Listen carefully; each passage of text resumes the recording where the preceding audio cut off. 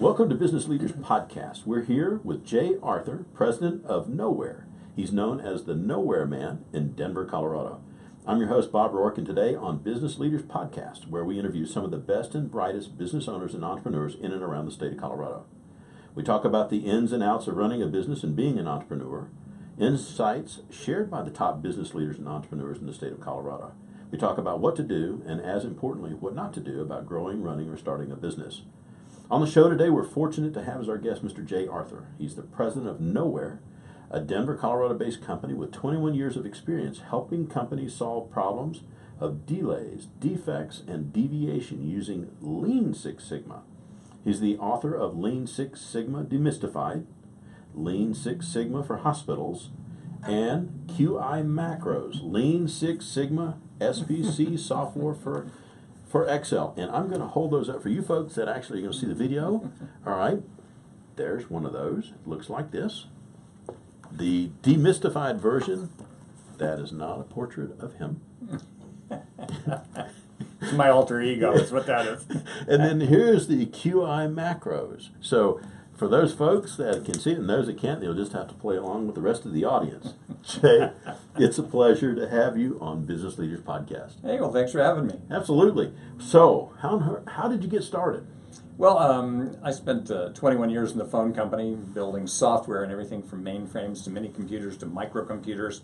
And in about 1989, our VP of technology decided that he wanted to get involved with total quality management, which is the early version of Six Sigma. And so that's what we did. And it turned out it was kind of a journey of learning how to make improvements. And, you know, most people think of Six Sigma, again, it's performance improvement is really what it is, right? But the Six Sigma word came out of Motorola, right? So they invented that term. And over Motorola University, it says, "In God we trust, all others must bring data." Right? And most people, I've found, they get successful in business through gut feel, common sense, trial and error. And so consequently, I mean, they get good at it through just nuts and bolts stuff. But to take your business to the next level, you're going to need some data about defects, mistakes, and errors, and delays, and deviation, which I call the three silent killers of productivity and profitability. And once you start to analyze and start to be able to pinpoint exactly what's broken and where to fix it, guess what? All of a sudden your business smooths out and it gets better. So in the phone company, the odd thing was Six Sigma was always considered to be about manufacturing, not about service industries like telephony or healthcare or whatever it is. And one of the biggest complaints I get from people is they say, well, Six Sigma, isn't that just for manufacturing? And I go, no. Do you have a process? Does it do things? Do you have errors and mistakes and stuff? We can fix all that, right, with a little bit of data. So anyway, I got involved with that. And we learned how to not successfully implement total quality management. Because after 5 years in the quality department, they shut down the quality department because most of them weren't delivering any sort of returns. Now, I'd been working with the head of finance, and she had this problem. All of a sudden, postage costs went up $20 million in 1 year. So I got a little bit of data and started to do some analysis. And I don't know if you remember back in the 90s, everybody was putting up their own little mom and pop long distance company. Mm-hmm. And so we offered to put that on our bill. Well, if you put enough mom and pop things on a bill, the bill increases in price by 23 cents or whatever it was back then. And so those 23 cents and 3-ounce rates added up to $20 million in a given year because we sent out like 20 million bills a month. Mm-hmm. We got 150,000 of them back because they had the wrong address. That's a different problem, right? So that's a type of waste and rework. Mm-hmm. Even in my little company, we have things that come back because we don't have the right address. It's like, what? Anyway, so all of these things start to add up, right? And they just devour profits. So anyway, I helped her figure out exactly what was going wrong with there, and we redesigned the bill so it was lighter weight and fixed some of those things. And then we had things like we were doing adjustments on customers' bills for $1 or $2 or whatever. And so for $1 or $2, we had this thing where we wouldn't let a service rep issue a $1 credit to a customer. Well, then what happened? Well, he had to write it all up, and then that had to go through a whole process, a rigmarole, and then it had to be, taken care of. And that cost $25, $50, $100 to do $1 credit. And I said, well, maybe we could let the service reps go up to a $25 credit, and if they start doing nefarious things like issuing it to family and friends, we can go slap them, but let's not torture customers. And the other thing that happened was those customers would wait a month and their bill would not show their credit. And so they'd call us back, which was another $9 or $10 or $12 for the phone call. So it's just cascades, and it's hard to tell how much your little mistake and error costs you in total, and then you lose customers and things of that nature. So anyway, so I got involved in all of that, but then in 1995, because most of us hadn't delivered any return on investment, they shut down the quality department. And so I had a chance to either stay and work for the VP of Finance or go out on my own. And so I did. When people will hear that, and let's say that they're in a circumstance, and you go, I'm trying to figure out whether I want to stay or leave. What was that decision process like for you? For me, the last 2 years I were there was just painful to walk in the building. So easy. No, it's hard. It was impossible. They have a saying, hire when it hurts for a company. Well, I think it's time to leave when it hurts too much to walk in the building. But I was pretty ruthless because I knew that at some point they'd offer a management buyout and I'd get some real money to leave. And so I waited for the management buyout. And I had a friend of mine who worked at AT&T in New York, and she told me, she said, I know how much the price of my soul is worth. She said, 5 more years. Right? And if you feel like you're paying with your soul, then it's time to leave, right? Because some part of you is nagging you to go out and try and reinvent yourself, which I decided I had to go do. I had to go see if I could make it happen. Now, for the next year after that, the VP of Finance loved me so much, she brought me on as a consultant, paid me more money than I was paid in salary to help her solve other problems throughout finance and throughout the company. So were you known as Knowware Man then? No. It takes me... Oh, we have a duck. I love ducks. Yeah, it was rare that you have a duck flying by during the podcast. Hopefully we don't. It's relentless. That's a relentless duck, guys. I hear that. All right, we're good. Okay. I love technology. No, I don't. I've done nothing but fight technology this week myself. But anyway, so I went out and I worked for her for, about a year. And then I had to go figure it out on my own. And so the next year, my income fell, but I started thinking about it. Now, this was 1997. And so as a programmer, I knew that Microsoft Excel could start to draw some of the charts and graphs that I needed to do this total quality management stuff. And it wasn't until about that time that Six Sigma started to find its way out of Motorola in the 1988. Was that the Jack Welch kind of? Well, no, Jack Welch picked this up, but this started at Motorola. And the head honcho, I think it's Bob Gavin, is that his name? But he said, we produce 1 million phones and 12 of them are defective. Well, he had all those 12 phones shipped back so they could figure out why they made 12 defective phones. He wanted to know how I can produce 1 million phones that always work. 0 mistakes, 0 waste, 0 rework, 0 harm, right? 0. Crosby had that whole book about 0 defects, and everybody thought he was out of his mind. But I don't think he is. I think that's the new standard in America, right? So one of the things I've observed when I first started doing this quality improvement training was, people said at the phone company, I told my boss, well, we want to be better, faster, and cheaper. And he said, well, I can give you any 2 of the 3. Yep. I can give you better and faster, but not cheaper. I can give you cheaper and faster, but not better. Well, I'm sorry, that's no longer acceptable. Yep. Right? So Amazon, Apple, and Google have taught us we can get whatever we want right now for free, often. Right? You want to know something? Google it. Right? If you want to make a phone call, make a phone call. If you want to listen to any kind of music that you've ever owned on your iPhone or iPod, go for it. You can download that right now off of our iTunes store. Same thing with Amazon. You want to read a book? Boom, right? I can download that right now, and I pay whatever, a cheaper cost than buying a printed book, and so I can get it right now, and I can start reading it right now. I want it now. Mm-hmm. So the new expectation is free, perfect, and now. That's what everybody wants. Now, if you can't deliver that, guess what? You're coming in second. You're going to always be coming in second. And you can't get there on gut feel, trial and error, and common sense alone. You have to start to use some data to figure out exactly where those little mistakes and errors are and eliminate them from your diet, eliminate them from your customer's experience. And so you were in the consulting space. Mm-hmm. You'd left AT&T. Mm-hmm. All right, you dropped off the Mountain. It was actually U.S. West. U.S. West, and so you were now off the favorites list, and so now you had to make a run at your business and make it work. Right. So what was the biggest impediment or misconception about your business that kept you from really getting fired off?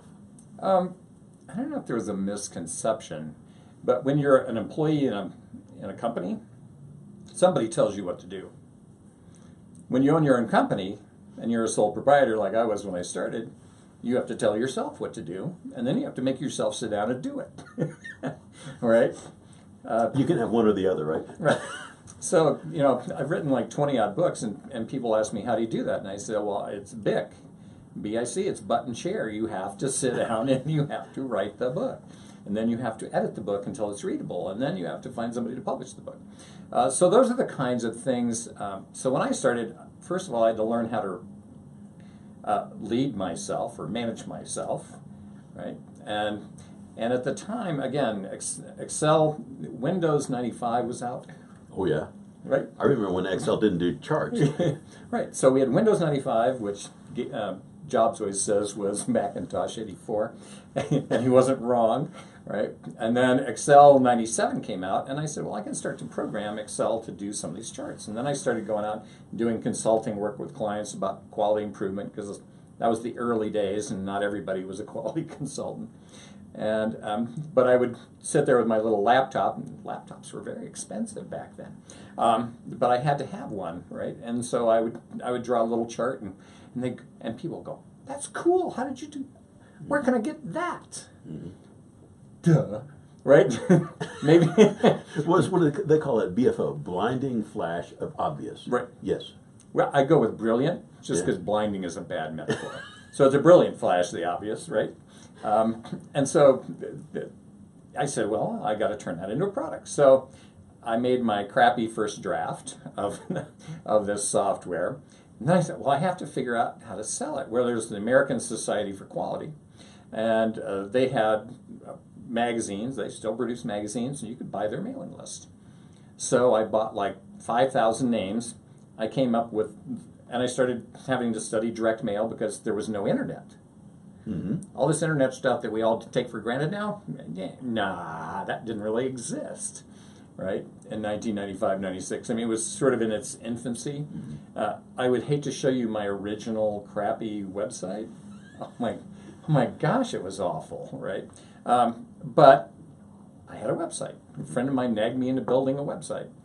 Oh my gosh, it was awful. But I had a website, and then I started learning direct mail. So I read every book I could find on direct mail.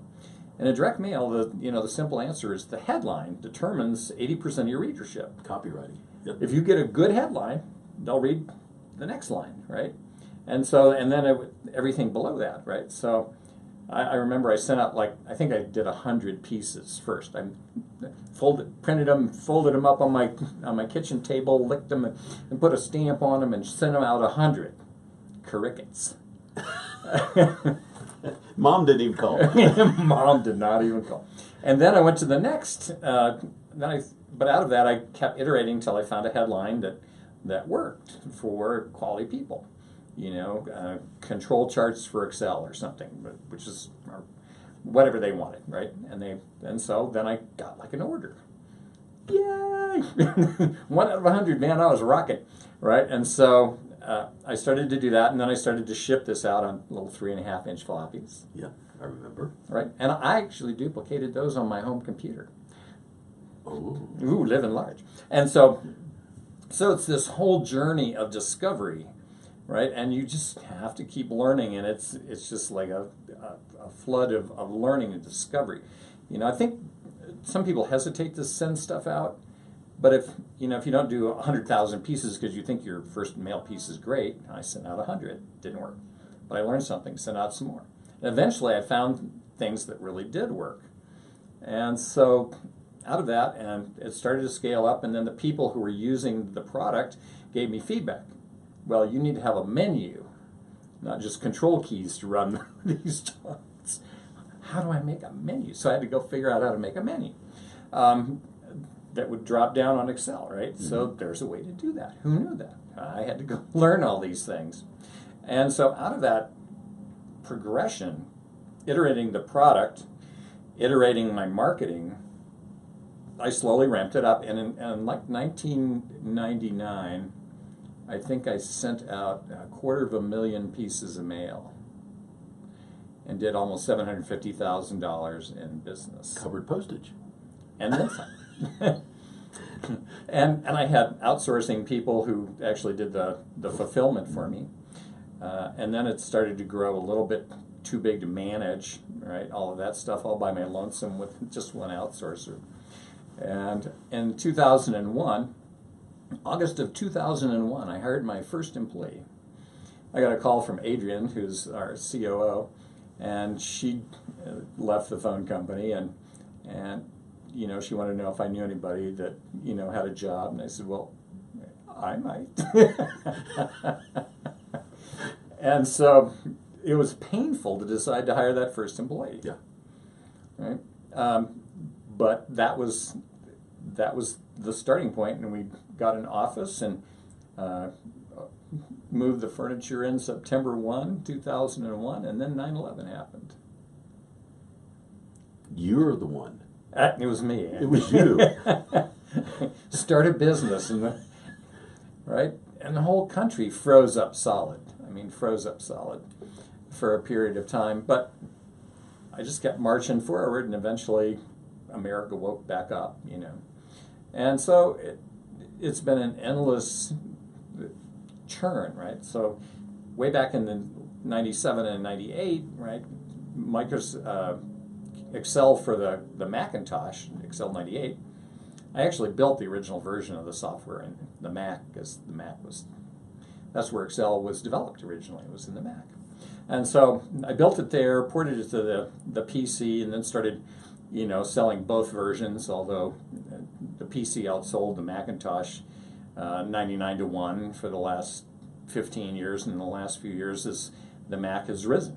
So it's about 10% of the business now, which is a, testimony to whatever's going on out there in terms of people using the Mac.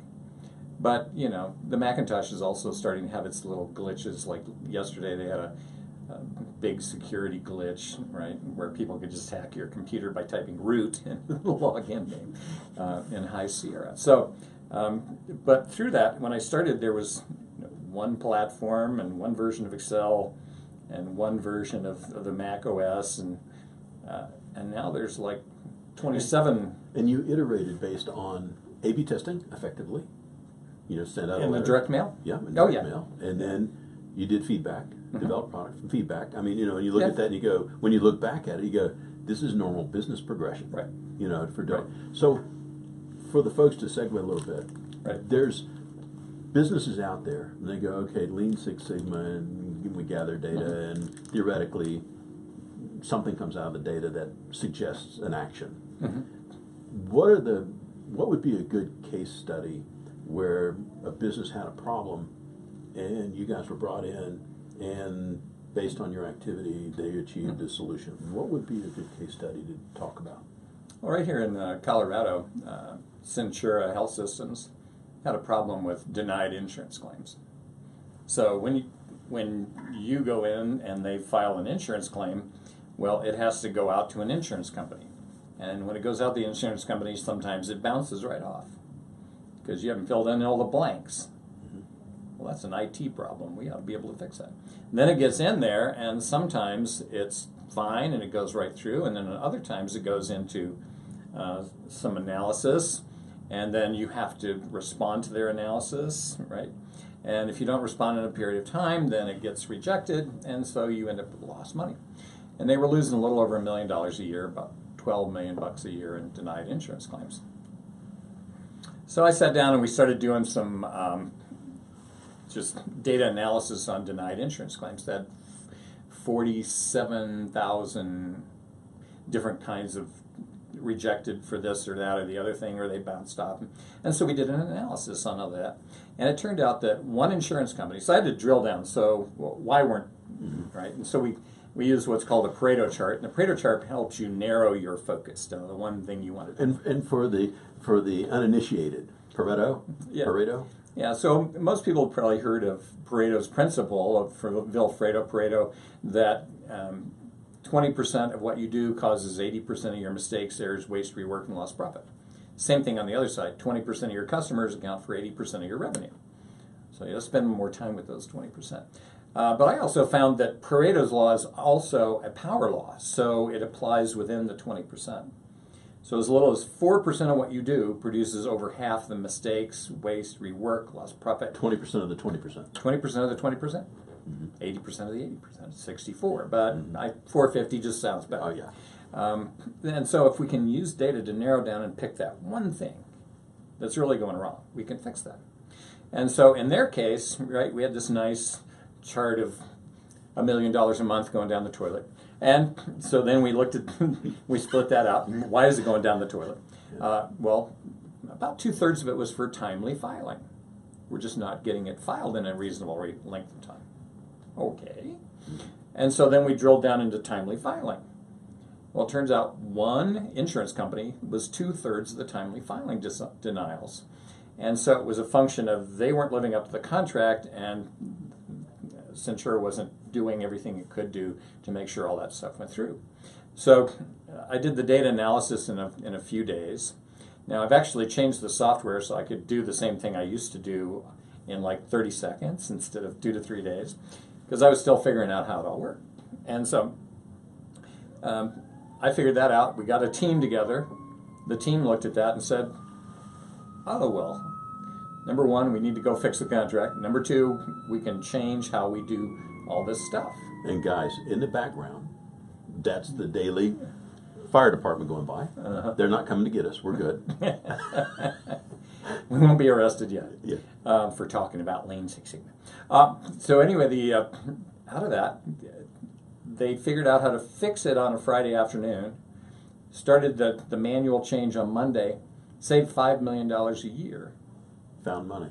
Found money. And then we found some other ones where they had misread it. There was another $24 million that had been miscoded as not paid. And so we figured out, well, you need to code it correctly so that we know that we got paid for it. And then we started working through some of the other things. So I helped them find the money. But if you think about it, just like the phone company with 150,000 bills returned. Well, if we fix all of that, they'll stop coming back. And we'll stop issuing things to chase down non-payment. And all of this churn will stop. And the same thing would happen with the healthcare system, right? If we could just get those transactions, those things to go through the first time, if they just slid right in, if we changed all would this also apply to individual physician practices? Oh, sure. I mean, that sounds like a stupid question, and for those that are watching on TV, I'll hold the book up again on the hospitals for you physician practices out there. Well, physicians have the same problem. Or they don't actually bill for the things they've given a patient.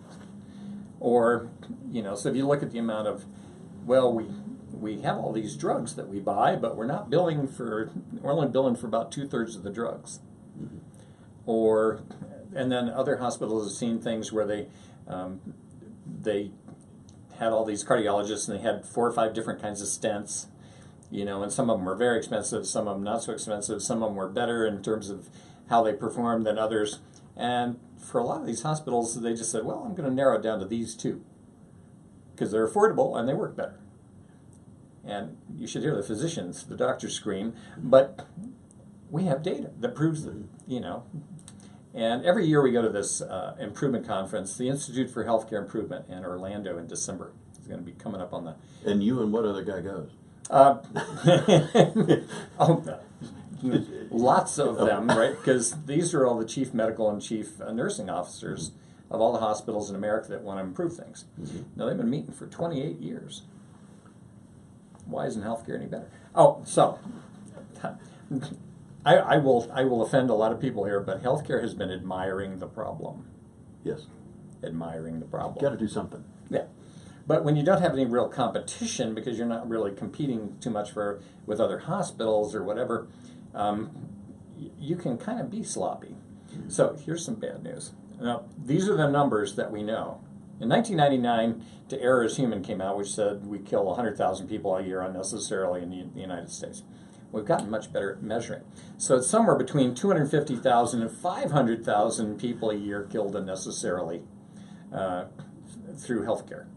That makes it the third leading cause of death in America, behind heart disease and cancer. So this is massive, right? It's like 3 747s a day crashing full of patients. Right, but because it happens here and there and everywhere throughout 6,000 hospitals and thousands of individual surgical centers, and you see things like one of my favorite comedians, Joan Rivers, died due to a medical mistake. Yeah. Right, and you keep hearing these things, but nobody kind of steps up the fact that, hey, this has got to stop. And I think it's not necessarily that the physician's incompetent, but the process. Yeah, it's always the system. The system allows them to fail. Yeah. Now, we have certain exemplar hospitals like Virginia Mason up in Seattle, and they have patient safety alerts, and anybody can call one. And when they initiated this like 10 years ago, this one nurse said, you cannot do this oncology treatment without doing this other stuff first. And this physician went out of his mind. And she called them on it, and the leadership team came down and said, no, you're wrong. You have to do these things in this order before you give them this oncology medicine, end of story.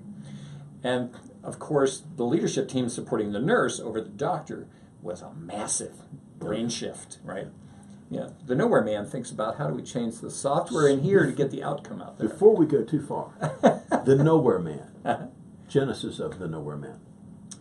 Back in 1990 and 91, besides total quality management, I studied neuro-linguistic programming with Steve and Connie Ray Andreas, who were up in Boulder, and just learning how to run this thing, right, and clean up the limiting beliefs. Talk about one of the things that was probably most helpful for me was, at that time, was to go in and get rid of all the limiting beliefs I had about all kinds of things. It could be starting businesses, marriage, that wife of mine, and then you discover, no, that was me, right? Well, that boss of mine, well, no, that's how I think about it, right? And when I change how I think, then all these people respond to me differently. How did that happen? And so NLP was about neuro-linguistic, what we say to each other, programming. Oh man, that works for me, right? Right. So it's software for your mind, and then out of that came the whole idea of knowledge-ware, or just nowhere. And so, one of the things that concerns me a lot in the Lean Six Sigma world is we have these 2-week and 4-week trainings become a green belt or a black belt, right? And I talk to a lot of these people, and some of these belts have been trained, but they don't know what to do. Right? They got the certificate, but they don't have the how-to. I don't know how they missed it, but I think part of it is we teach them way too much stuff. And so I've, again, found that the 450 rule, as I call it, Pareto's rule, applies in knowledge. You do not have to know everything to do anything. You only need to know a little bit of stuff. And you don't need, stuff to teach you crazy things. It's like when my dad was out one day when I was a kid, and he was hammering something together, and I wanted to learn how to hammer something together. He did not go into a discussion of physics and force equals mass times acceleration and diagrams and formulas, and he didn't do all that. He just gave me a couple of junk pieces of wood and a nail, and taught me how to do this. And if it bent, you pulled it out and then you started again, right? And so very quickly I learned how to hammer two things together, right? And I would watch him change plumbing and watch him do this or watch him do that, and then he'd have me do it, and I'd be pretty good at it. I didn't know everything there was to know, but I knew how a hammer worked, and so if there were minimum viable product. Yeah, I got something done. Yeah. And I think we teach too much about that. So that's why I talk about the magnificent 7 tools of Lean and Six Sigma, right? Here's the advanced technology for Lean. Oh, this is for those at home. And it's a Post-it note. It's a Post-it, about a 1/4 inch, so you can get a few thoughts down. And if you were to look around the office, and around, it's like a blizzard. There are Post-it notes everywhere. But that's a very powerful way to organize things and to figure out the flow through your process, if that makes any sense. So when you figure out the flow through your process, most people make the mistake. They look at their employees and go, well, so-and-so's lazy. Not a chance. The thing going through the process, the product, the patient is lazy. If you watch the thing going through the process, it sits around for a while, twiddling its thumbs, goes out to lunch, has a cough, goes out for coffee. It's waiting for the next step in its process. And so when you collapse all the delays in between things, all of a sudden you don't pick things up, put them down, pick them up, put them down, pick them up, put them down. You can't make a mistake. You can't get things out of order. You can't miss a step. And so when you get all that delay out of the process, you become infinitely faster. And I have never failed to have a team diagram a process and not cut 70-80% of the cycle time out of it. I worked with one aircraft manufacturer, and their cycle time for a part to do a request for proposal was industry standard 1.9 years. And I got them down to 40 days. All right. So this is the kind of thing. So we don't need exotic. You don't need to know everything there is to know about a value stream mapping, or you just need to know the essential tools. Can you write it down on a sticky note and organize it? Yeah. And it doesn't take people centuries to do this, right? Weeks at a time. You get them together for an hour, and they can come up with the current state and the future state and go, why didn't we think of that? Well, you haven't bothered to look at your process for a while, right? So I think we've made the mistake of making it too hard. So, I mean, that's why I built this Lean Six Sigma Yellow Belt training, which is just kind of a 8 hours of quick videos about how to do the basic improvement tools, the Magnificent 7 tools. And for anybody who's listening, it's lssyb.com. It's free. Now, if you want to take the test... Say that again. One it's free. No, not that part. The site. It's lssyb.com. Okay. For Lean Six Sigma Yellowbelt.com. So shorthand. But the idea here is then if you want to take the test and get a certificate, I'll charge you for that. But back in 2011, I set this big, hairy, audacious goal. All right? And so we have green belts and black belts and master black belts, and oh my gosh, it's so the one thing I didn't notice were money belts, people who could actually use the tools to save money. And because of the QI macros, I sit at this weird confluence where I talk to a lot of people, and the more things they told me about all the little letters after their name, the more I knew the next question was going to be silly, because they just didn't know where to start, because we teach them too much stuff and then they get cluttered and they don't know where to start. So I set this big, hairy, audacious goal. I'd like to have 100 million money belts worldwide using the tools of quality. So how do I do that? Well, I have to give away the training. Now, I can't give away the software, but I have to give away the training. But you can try the software for free for 30 days from the website. So that's one of my goals. Now, why would I want to do that? Because I would like to create a hassle-free America. I don't know about the rest of you, but every time I go out to eat, I have to check my bill, or every time I go through a drive-through window at a restaurant, I have to check and make sure I got all the tacos I ordered. I mean, what is that all about? Right?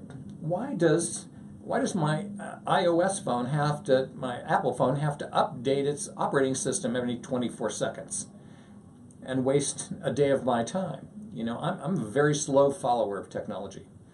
I firmly believe that software does not release, it escapes. Truth. Right? Yeah. And so, when they went from iOS 9 to iOS 10, it nags me all the time to update my iPhone.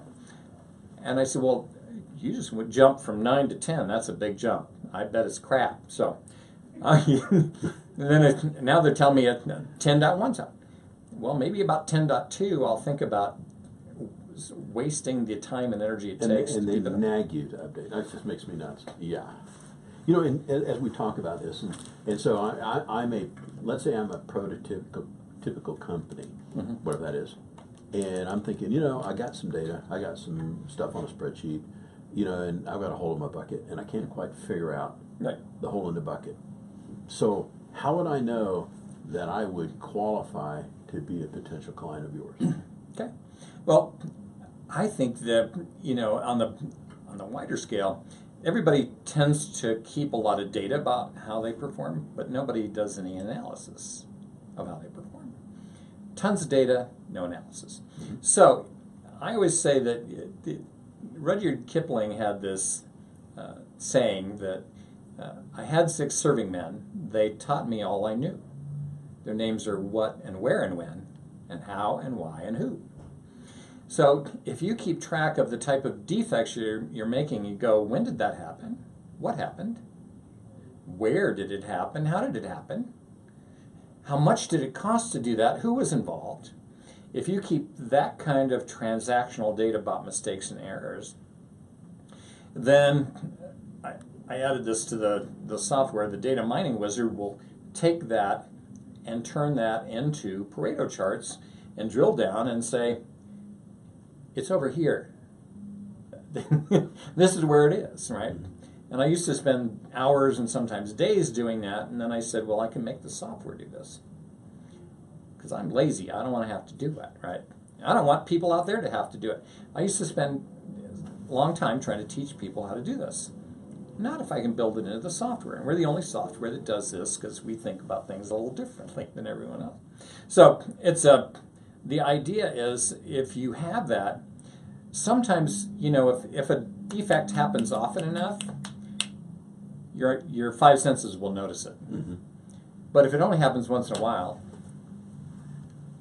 right? If you think about the typical batter in baseball, I think if they're batting over 270 or something, they get a hit like once every 2 weeks or something. It's some ridiculously high number, and so if you don't really track when they got a hit and when they didn't get a hit, guess what? You wouldn't even notice that they were batting 270 and somebody else was batting 230, and you didn't want to hire them for your team, right? That's the whole book Moneyball was about that whole idea of these people have a tendency to get on base. That's what matters, not hits, on bases. And if this guy can walk every time he gets up to the plate, you're in, right? And that's how the Oakland A's developed such a successful team for several years until everybody else figured out they could do the same statistical analysis. It's very interesting. In sports, we track all these things: defects, mistakes, errors, fumbles, pass interceptions, penalties. And yet in business, people don't want to think about that too much, right? They're a little afraid of it. And we talked a little bit before the show, and we were talking about some of the things that you've got going on, and I think it segues into what you were talking about, and it was turning data into dollars, which is what the A's did, and some others. So let's jump down that road. Okay. Well, I think there's been all this hype about big data, and so I always think you can get big profits from small data, because in my experience, it doesn't take 1 billion records to figure out that I've got a problem somewhere. I actually, in software, I came up with some concept I called the Dirty 30 process for Six Sigma software. If you take 30 of the worst of a certain type of transaction that's always erroring and failing, and you figure out, go in and reverse engineer how it got there, a Pareto pattern will leap out of it in 30 to 50 records. I don't need all the data on the planet. 30 is statistically representative. Yeah. Yeah. And with Centura, we had 47,000 records, which that went into a lot of different buckets. Mm-hmm. But we were able to pinpoint exactly what to fix. So you don't need the big, you need the small. And a sample, the Pareto pattern will show up in the small sample as well as the big. And I think the big thing about big data is most companies were looking at how to figure out how to sell more nuanced, niche things to more niched audiences, right? So it was all about sales. And there's a TED talk about, this woman talked about, in 2015, Americans spent $122 billion with a B on big data. But only about a quarter of that actually had some sort of return on investment. Yikes. Now, from a Six Sigma standpoint, that's a 1 Sigma performance level, and you should be shot, fired for malpractice. Drawn and quartered. Drawn and quartered. So if you have data about mistakes and errors and waste in your work, if you feel like you have too much crisis management, if you feel like you do too much firefighting, guess what? It's a symptom, right? And I can always tell when I go in to train a company somewhere that I can tell where they are just by how many times the people in the room have to get up and leave to answer some sort of fire during the course of a one-day training. Some places it's pretty calm. In other places it's like boom, boom, boom, boom, boom, boom, boom, right? And so I just kind of tell them that. And Duran, one of the godfathers of quality, said that if you aren't doing anything to manage this, you're probably throwing away a third of your total expenses fixing stuff that shouldn't be broken and trashing stuff that you can't fix. A third. Well, if you could cut your costs by a third, what would that do to your profit margin? Boing. What would that do to your customer satisfaction? Boing. What would that do to your ability to attract new clients, right? Because, hey, we're just better than they are, right? Even I see this. I mean, everybody kind of loved Apple products over PC products because PCs were hacked more often. But Apple's gotten a lot looser since Jobs left, and each new release of their stuff seems to be a little bit more iffy than it used to be. And so I'm not sure that the quality of what you see in an Apple product is staying up, as it seems to be falling. And even Excel used to come out with a release and then 3-point releases over 3 years. Now they're doing an update about once a month or once every 2 weeks. And so you never can tell if the thing that comes out this week is going to work. It's just it just drives me crazy. So going back to that, you've got this. If folks are interested in the turning data into dollars, which is turningdataintodollars.com, right? What should they expect to see there, and what's the benefit to them? Right. Well, if you go out to the website, you can download my free special report. It's called "If It Wasn't on Fire, You Wouldn't Have to Put It Out." Right. So all this firefighting, if it wasn't on fire, you wouldn't have to put it out. So you get that report for free, and then there's a series of 3 videos that talk to you about how this all works. And then if you want to, you can actually sign up for our learning management system and get our new edition of the software, which we call Chart Smart Excel, which will help you do all this stuff, all this data mining automatically. Right? I mean, I don't want to train people on how to do this if the software can do it for you. So that would be a place to go learn more about this concept. And one of my big concerns is Six Sigma is moving so slowly that it's never going to catch fire. So what we have to do is scale down what we're teaching to the things that will solve most business problems. If you look back at when American Society for Quality was implemented, about a third of the nation were manufacturing, a third were service industries. And it turned out that the quality community really focused on the manufacturing side. Well, manufacturing employment is 11%, service employment is 80%. Where's the opportunity for improvement? It's in the service industries, right? And service industries often say, well, I'm not sure that isn't that Six Sigma stuff just for manufacturing? Well, no. Right? Business processes are universal. The thing going through the process is different.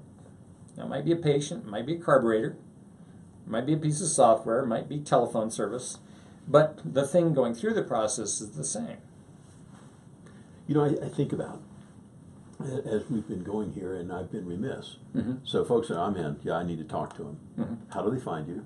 How do they reach out to you on social media? Right. So I'm on LinkedIn, J. Arthur, the Knowware Man, right? And then we have Twitter feeds for QI macros and for turning data into dollars. And so all of those things exist out there, so you can go find us out there. And then you can come to the website. It's actually qimacros.com, qimacros.com, which is where the existing software is. And then the whole new thing, I'm coming up for the average Joe or Susie. Now, we have all the green belts and black belts. I want no belts to be able to do this. And I want no belts to become money belts. Right? I think every business wants people who can solve problems with data. And if you become one of those people, you become indispensable, a linchpin, if you will, in your company. And people will come to you and go, what do I do here? Right? And you want that, right? Because that'll always be something that's invaluable, I think, in a company, to find those insights. You talked earlier about, insights for action. Mm-hmm. There's a lot of data analysis going on, but most of them don't have the insight. But what this process will do is give you the insight. What do I go fix to cut my costs, to boost my profits, to increase customer, employee, and everybody else's satisfaction? That's what we want. We talked a little bit before, and the entire world's out there either getting emailed or texted or right. something in a marketing piece. Right. It comes in your inbox. And I think about the generators of that kind of information. Mm-hmm. And I think, in my mind, many of those guys are looking for a clue. Right. Jeez. And so how would, as a hypothetical, how would you see your software fitting into that arena in the marketing space or social media space? So if you think about, if you're using a Google AdWords account, so we had this thing where, right, you were going along doing pretty good in Google AdWords in terms of sales and revenue, and then they released some change of their algorithm and Penguin, and all of a sudden, boom. That was lower, by the way, for those that can't see. Yeah, that was lower. And so when Google decided to drop their sidebar ads mm-hmm.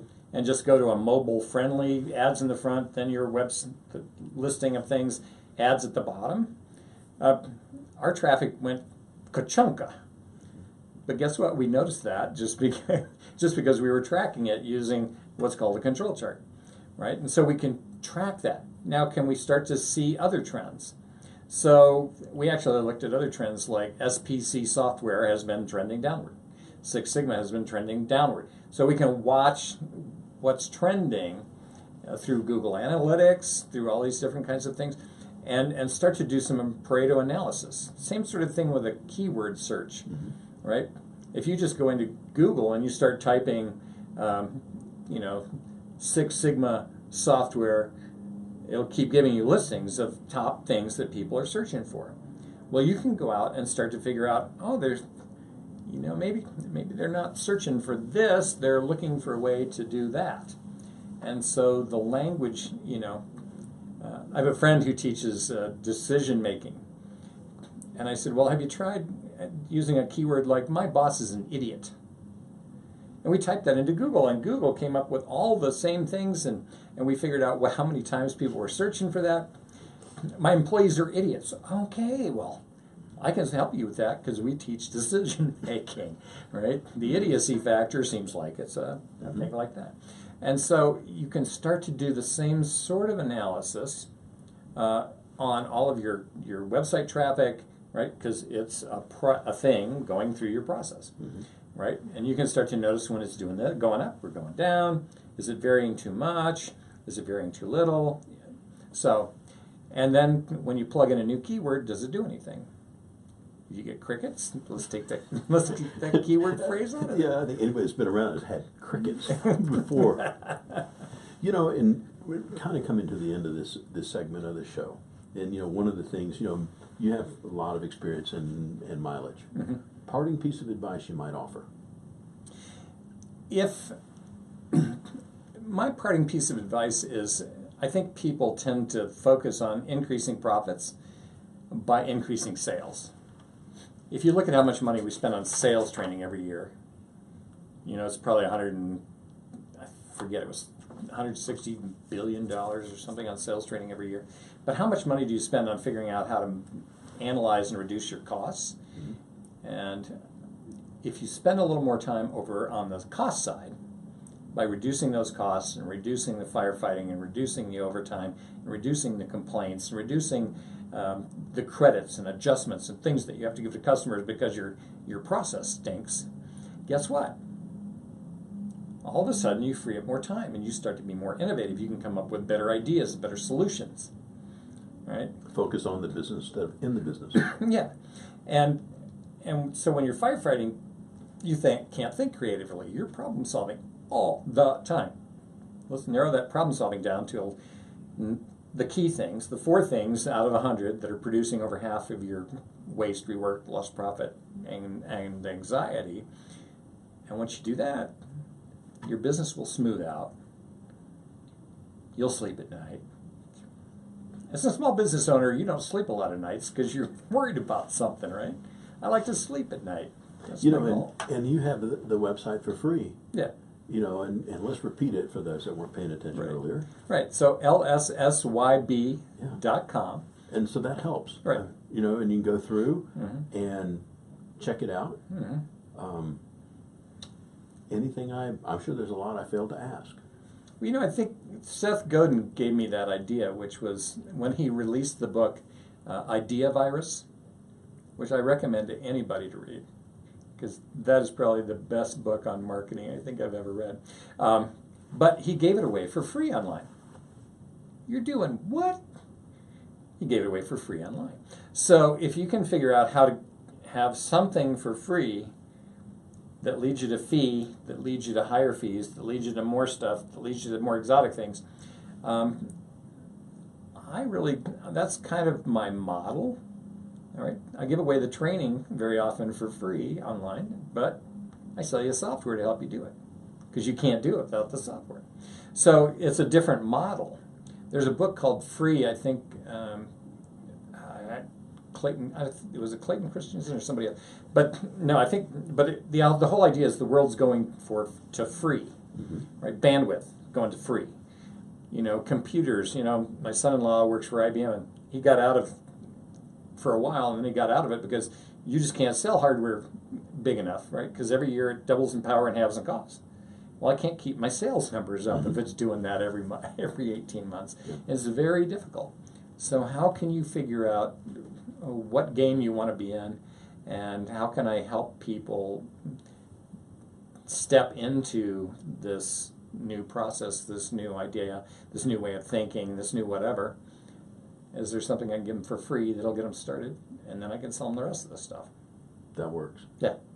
Jay, I tell you what, this has been fun. I've enjoyed it, and I had the script, and we just basically threw it in the trash can. We're just like, we're done, and we'll just talk about this. So I really appreciate you taking the time this morning. Yeah. Well, thank you so much. And we've had fire engines and ducks and calls, so I would say this is pretty normal. Hey, I appreciate it. All right. Thank you so much.